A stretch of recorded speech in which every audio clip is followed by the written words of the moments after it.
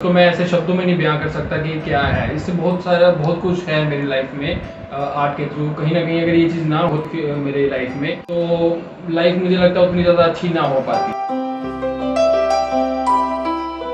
मुझे खुद को ही अपने आप को निहारना था और अपने आप से मतलब बेटर और ज़्यादा बेटर बनाना था, जो है ना कि मैं किसी दूसरे को देख के उससे अपने आप को बेटर बनाऊँ। नमस्कार, मेरा नाम राहुल धीमान है और मैं अम्बाला सिटी का रहने वाला हूँ।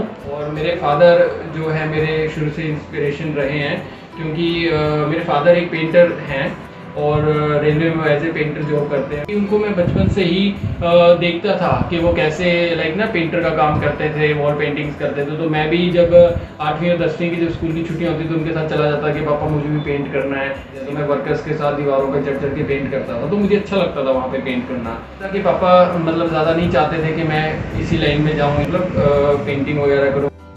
दिल्ली की एक आर्टिस्ट है मीनाक्षी के नाम से, सो उन्होंने मुझे फिर बताया कि इस तरह से BFA और ये सब चीज़ें होती हैं। मैंने आफ्टर +2 एक साल कहीं और लगाया, उसके बाद फिर मैंने BFA का एंट्रेंस दिया चंडीगढ़ में।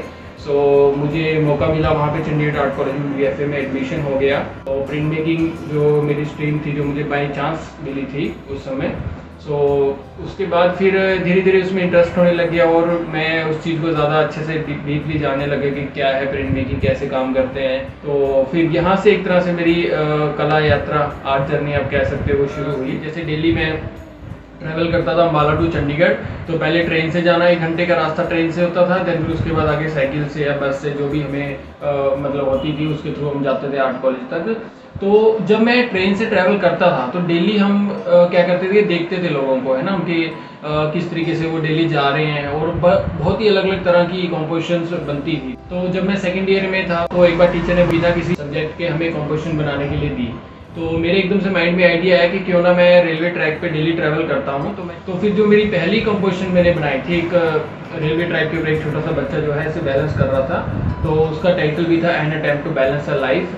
तो वो मेरा पहला वर्क था BFA सेकेंड ईयर में। उस पर मुझे जो हमारी एनुअल आर्ट एग्जीबिशन, उसमें मुझे फर्स्ट अवार्ड भी मिला था और उसी काम पे मुझे हरियाणा का स्टेट अवार्ड मिला था।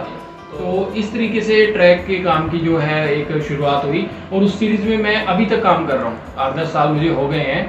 कई बार सब कहते हैं कि आप चेंज कर दीजिए, तो वो जो चेंज है ना, वो ऐसे एकदम से नहीं आएगा, क्योंकि वही जर्नी, वही ट्रैवलिंग मेरी अगेन है। जब भी मेरी सराउंडिंग थोड़ी सी चेंज होती है तो ऑटोमेटिकली काम में भी चेंज आ जाता है। तो ऑब्वियस है कि चैलेंजेस तो कहीं ना कहीं होते हैं। सबसे पहला चैलेंज तो यही था कि जब मैं आर्ट फील्ड में आया, जब यहाँ पहुँचे तो पता लगा कि इतनी ज़्यादा कंपटीशन है, इतने सारे और भी स्टूडेंट हैं मेरे साथ में जो कि बहुत अच्छा काम करते हैं। उनके बीच में रहना, उनके साथ compete करना, सबसे पहला चैलेंज तो यही था।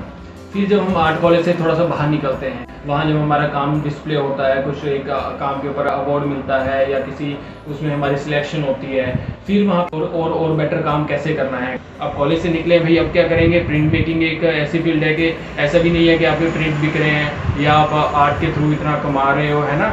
वो सिर्फ एक एकेडमिक तक और जो आर्ट एग्जीबिशंस में अवार्ड मिल गए वो सब वहाँ तक सीमित है। बट कमर्शियली उतना ज़्यादा लोग उसको खरीदते और वो सब चीज़ें नहीं है। और वैसे जो सबसे ज़्यादा चैलेंजिंग चीज़ है हमारे लिए कि आर्ट फील्ड के थ्रू पैसे रेगुलरिटी में कैसे हम हमारे पास आएंगे। कहीं ना कहीं अगर हम स्ट्रगल करते हैं तो चीज़ें मिलती ज़रूर हैं, चाहे थोड़ा लेट मिले बट मिलेंगी ज़रूर। अभी मुझे एज ए फैकल्टी मैं उस कॉलेज में पढ़ा रहा हूँ, government college of art Chandigarh में।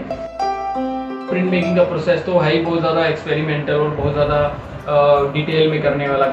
मेकिंग में अलग अलग तरह की जो टेक्निक्स होती हैं, जैसे एचिंग है, वुडकट है, लिथोग्राफी है, सेरीग्राफी है, होलोग्राफी है, इनके और भी आज के समय बहुत नई नई टेक्नोलॉजी और टेक्निक्स प्रिंट मेकिंग में आ गई हैं।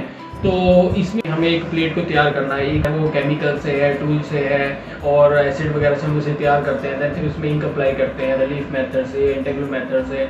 तो जो उसके ऊपर हम जो इंप्रेशन उसका लेते हैं, जो एक लास्ट में जो प्रिंट जब हम उठाते हैं तो उसका जो एक सस्पेंस है ना, वो चीज़ बहुत बढ़िया लगती है।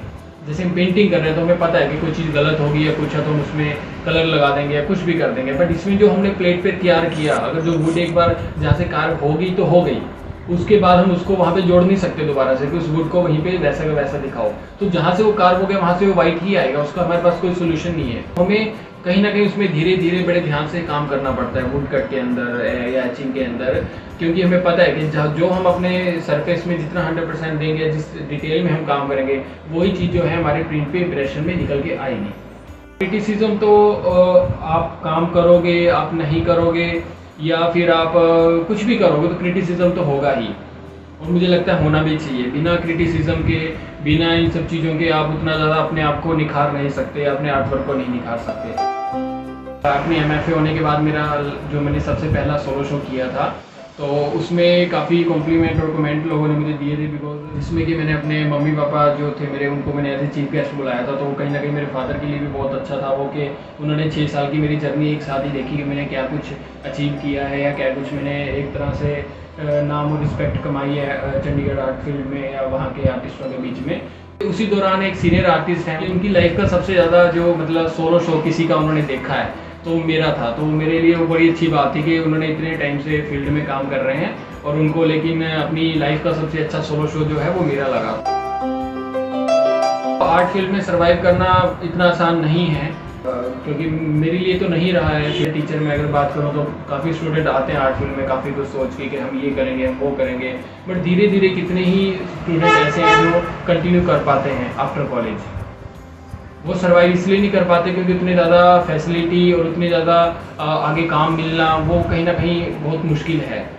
अकेडमीज और गैलरीज भी कितना कर लेंगे, जितना उनसे हो पाता है वो उतना कर पाते हैं, और जितना मौके दे पाते हैं उसमें भी कहीं ना कहीं फिर आपके लिंक्स चाहिए होते हैं, बहुत सारी चीज़ें चाहिए होती हैं काम के साथ साथ। आज के समय में तो ये नहीं है कि आप खाली काम कर रहे हो और वो है काम वाले को भी वेटेज मिलती है, लेकिन उसमें टाइम लग जाता है कहीं ना कहीं।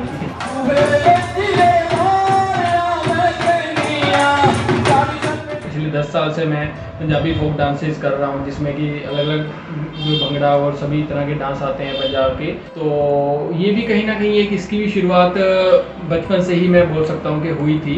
मुझे बचपन से शौक था, 5th क्लास से ही मैं कहना चाहूँगा कि मैं ये रामलीला में जो किरदार होते थे कि वहाँ पे जाना, उसको देखना, उनसे बहुत इंस्पायर होता था मैं। जैसे पेंटिंग करके मुझे अच्छा लगता था, तो मैं रामलीला में लाइक हनुमान का मेकअप करके, जैसे छोटे बच्चों मतलब इन्वॉल्व हो जाते हैं ना, सेना बनना, और वो सब चीज़ मुझे बहुत शौक था उस चीज़ का। तो +2 तक मैंने रामलीला में बहुत प्ले किया, धीरे धीरे बड़े कैरेक्टर्स मिलने लगे। फिर जब मैं BA में 1 साल मेरा BFA से पहले लगा था कॉलेज में, तो मैंने फर्स्ट टाइम थिएटर किया था। थिएटर के लिए मैंने ऑडिशन दिया था। तो हमारे टीचर थे, गगन सर थे एक, जो अभी मुंबई में अच्छे डायरेक्टर और एक्टर हैं आज के समय में। उन्होंने मेरा जो काम था या डेडिकेशन देख के मुझे कहा था कि आप इस फील्ड में आगे कंटिन्यू करो। तो फिर मैंने लास्ट में उनको अपनी एक पेंटिंग गिफ्ट दी थी, तो उनको पता चला मैं पेंटिंग भी कर लेता हूँ। तो उन्होंने फिर मुझे बोला कि आप यहाँ क्यों हो, आप बाहर कहीं निकलो, दिल्ली या चंडीगढ़ जैसी जगह पे, कि कुछ आगे इस फील्ड में आप अच्छा कर पाओ। तो उसके बाद जब मैं आर्ट कॉलेज में गया, तो आर्ट कॉलेज में जाके थिएटर किया 1 साल। हमारे एक सीनियर हैं प्रवेश कुमार, उनसे मेरी मुलाकात हुई, जो कि काफ़ी टाइम से भंगड़ा और इन सब चीज़ों से जुड़े हुए थे, कॉलेज को रिप्रेजेंट कर चुके थे ऑलरेडी भंगड़ा में। तो उन्होंने मुझे बोला कि ज़िंदगी में कोई भी चीज़ अगर आपको सीखने को मिलती है, और वो भी फ्री में सीखने को मिलती है इन सब एक्स्ट्रा एक्टिविटीज़ के साथ साथ, तो उनको सीखना चाहिए, उनको अवॉइड मत करो कि नहीं भाई ये नहीं करना, मैं तो यही करना है, ऐसा नहीं होता। तो जो भी आपको सीखने को मिलता है उसको सीखो। तो वो चीज़ भी मुझे कहीं ना कहीं मेरे माइंड में थी। और फिर उसके बाद जो हमारे पहले कोच थे जिनसे मैंने भंगड़ा फर्स्ट टाइम सीखा, लुड्डी एक पंजाबी फोक डांस है, वो थे हरिंदर पाल सिंह, जो कि काफ़ी टाइम से चंडीगढ़ में मतलब कि फोक आर्ट फील्ड में या अपने कल्चर फील्ड में उनका बहुत बड़ा नाम है। कॉलेज में यूथ फेस्ट में जाना, फिर अपना यूथ फेस्ट के बाद नेशनल यूथ फेस्टिवल में हमें मौका मिला डांस के थ्रू, और डांस के थ्रू ही मैं एक बार इंडिया भी रिप्रेजेंट कर चुका हूँ पंजाबी फोक डांसेस में। भूटान में हम लोग एक बार गए थे। जब भी मुझे टाइम मिलता है, जब भी मुझे मौका मिलता है कि मैं विजुअल आर्ट के अलावा थिएटर में या डांस में कुछ अपनी कुछ एक्टिविटी दिखा पाऊँ या मुझे मौका मिले, तो मैं वहाँ पे भी 100% ही देता हूँ अपना, क्योंकि ये भी कहीं ना कहीं मुझे लगता है एक आर्ट का ही पार्ट है।